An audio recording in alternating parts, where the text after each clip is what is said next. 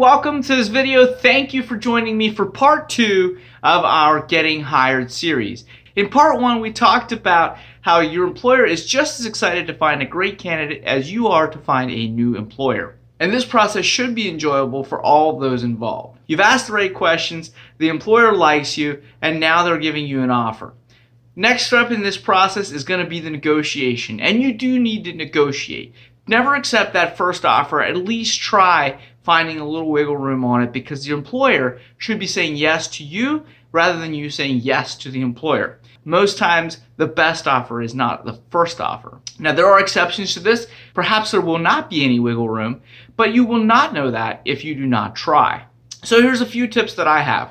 Many times when you apply for a position, there's an opportunity to divulge how much you're currently making, or if you're unemployed, were making at your last position. I do encourage you to not give up this information. That's your information. It's for you to know, and instead answer that question in this way. Simply state, I'm looking for X.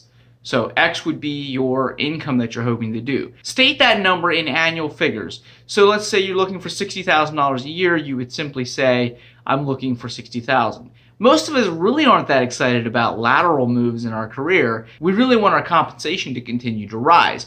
So if we continuously tell the next employer how much we're currently making, that limits the potential growth there. I've even heard stories about people accidentally negotiating a higher wage.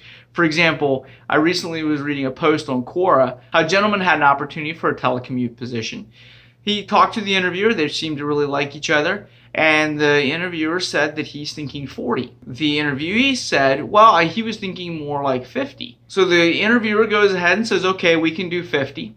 And come to find out, he was talking $50 an hour, not $50,000 a year. This guy accidentally negotiated himself a $10 an hour raise. There's often a lot more flexibility there, especially if you don't go in assuming that there is not any flexibility. For me personally, when I'm hiring someone, my greatest areas of flexibility is in your starting time off package. So I don't have as much flexibility around actual wages as I might have around adding a few days to your time off package. But also, don't forget to negotiate the actual salary. Also keep in mind that if you're comparing more than one opportunity, look at your benefits package and your salary. Now, many times the benefits package is not worth a ton by itself.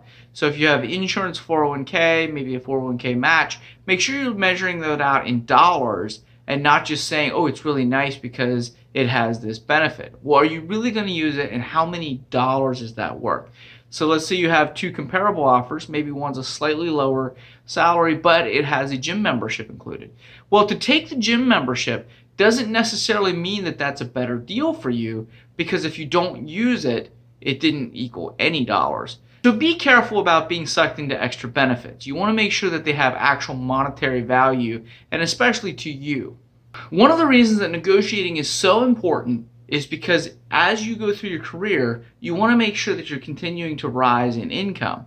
And if you don't negotiate, you can sometimes lose an entire year or maybe even 2 years worth of raises simply because you didn't ask for the raise at the get-go. Let me give you a little example. I start out someone at $14 or $15 an hour in an entry-level position. 1 year later, I give them a dollar raise, which is a pretty good raise. Now they're at 16. Maybe after that, I only give 3 or 4% every year. That 3 or 4% doesn't compound nearly as fast. So it's really important that even if it's a small negotiation, you get everything that you can when you're starting out. Now, please don't sound greedy when you're doing it. You don't want to come across as being entitled or as being ungrateful. And this might sound something simply like this. I'm given an offer, maybe at $50,000 a year. I was hoping for closer to 60. I'm given 1 week's paid vacation and maybe 3 sick days. A negotiation might sound something like this.